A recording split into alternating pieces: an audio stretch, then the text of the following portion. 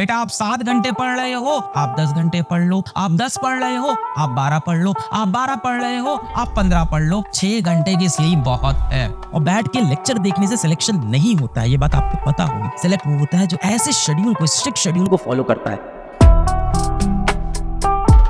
भटकना नहीं है, भटकना नहीं है, शेड्यूल को फॉलो करना है, शेड्यूल पे चलना है। बेटा आप 7 घंटे पढ़ रहे हो, आप 10 घंटे पढ़ लो। आप 10 पढ़ रहे हो, आप 12 पढ़ लो। आप 12 पढ़ रहे हो, आप 15 पढ़ लो। रोज की पढ़ाई पीछे का रिवीजन, रोज की पढ़ाई पीछे का रिवीजन, रोज की पढ़ाई पीछे का रिवीजन, रोज की पढ़ाई पीछे।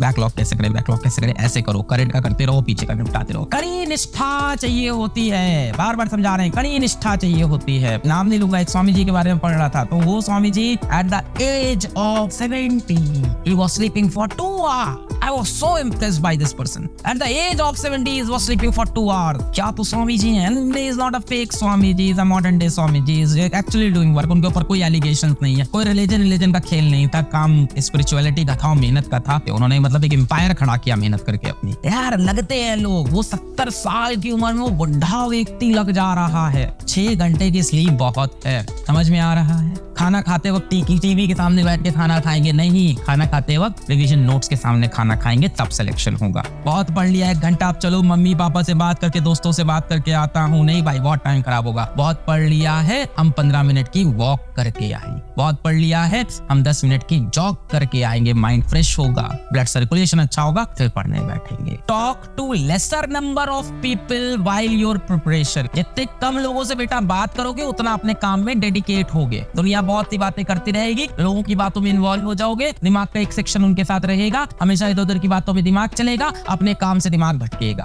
कम से कम लोगों से बात करो and be a no bullshit person. मेरा तो ये कहना है, be a no bullshit person. दूसरे की बुलशिट लेनी ही नहीं है। यार मेरा ब्रेकअप हो गया, यार मेरे साथ ऐसा हो गया, भाई माफ कर मुझे 6 महीने के लिए, मुझे अपनी जिंदगी बनानी है। अभी तुझे बनानी है, तू भी पढ़ ले। 6 महीने मेरे को बकवास नहीं चाहिए दुनिया की। मैं आपसे यहाँ व्यूज लेने नहीं आया हूँ, बहुत व्यूज है पीडब्ल्यू के पास, हम यहाँ व्यूज के लिए नहीं खड़े।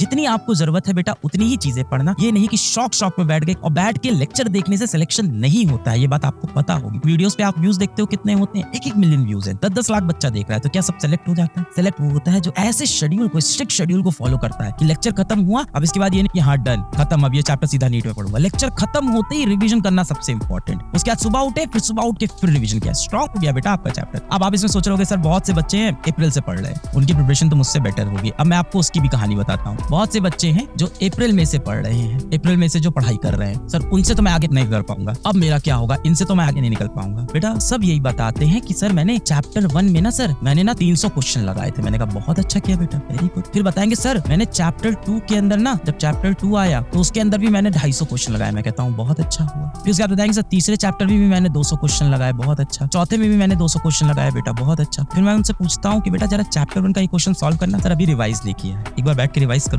ये करते करते उनका सारा समय निकल जाए। और होता क्या है, जब इस चैप्टर को पढ़े हुए वो अप्रैल में से अगले जैन तक पहुंचते हैं, पूरा दिमाग से क्लीन।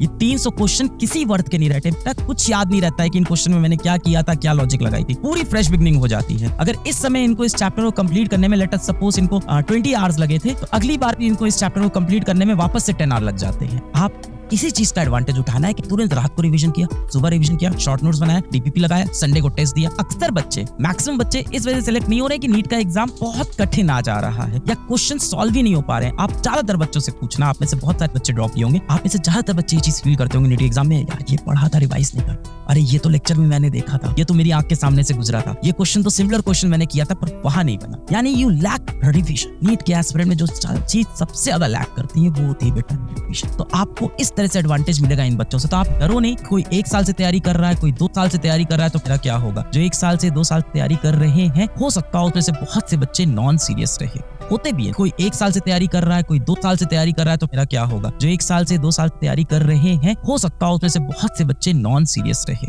होते भी है। देखो कहने को है कि कंपटीशन 22 लाख बच्चों का है, नहीं बेटा, कंपटीशन लास्ट के 1.5 से 2 लाख। आपको उसमें घुसना है। आप 22 लाख का नंबर मत सोचा करो कि 22 लाख लोगों से कंपीट करना है। 22 लाख में से बेटा 20 लाख लोग बहुत नॉन सीरियस तरीके से तैयारी कर रहे हैं, कि पढ़ते जा रहे हैं, खूब करते जा रहे हैं। और पता है रिवीजन क्यों नहीं करते? क्योंकि दिमाग में एक शैतान है, वो कहता है कहाँ रिवाइज करेंगे यार, नया पढ़ते हैं।